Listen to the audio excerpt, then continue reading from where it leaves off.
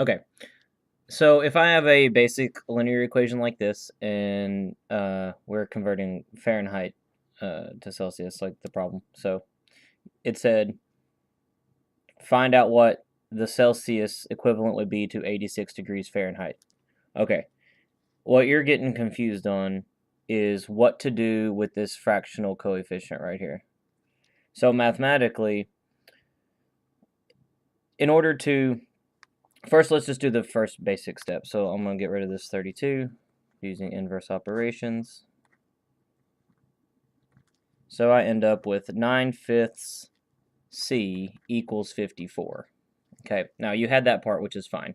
This is where people start making mistakes, though.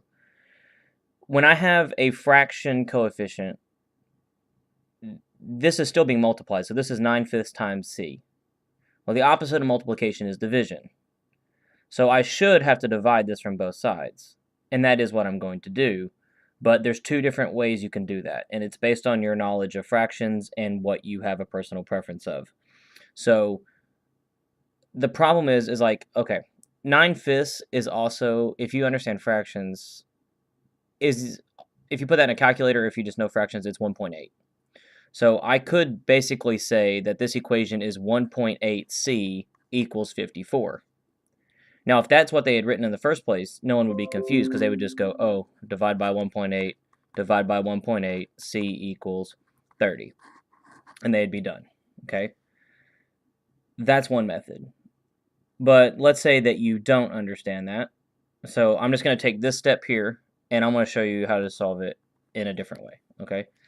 So let's say I've got 9/5 C equals 54. I have a calculator. I don't know that that's 1.8. So like a lot of students and adults that don't understand fractions, they don't know what to do with this. They know they're supposed to divide it. So you might see them write on their paper, okay, divide by 9/5.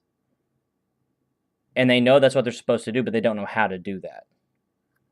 Well, if they went back to like 6th grade math, they would remember that anytime you're dividing a fraction, you just flip the fraction and multiply it by the opposite.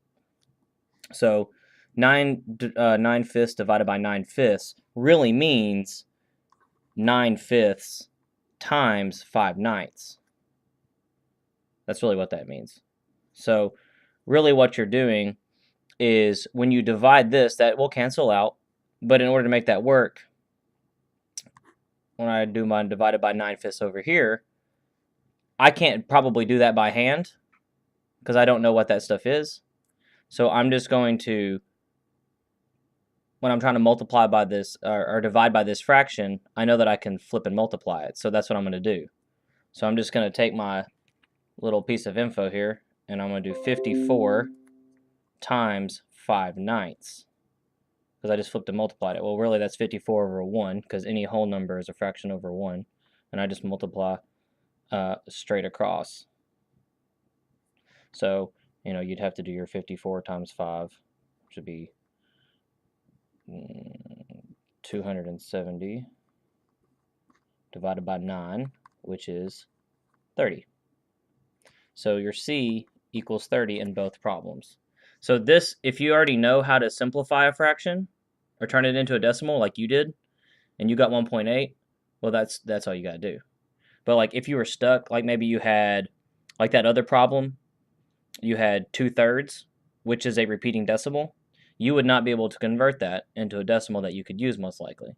So the only way you could solve it would be with a calculator, doing like putting this in a calculator, or doing flipping the fraction and then multiplying it like we did right here. So hopefully that makes sense. If not, we'll work on it.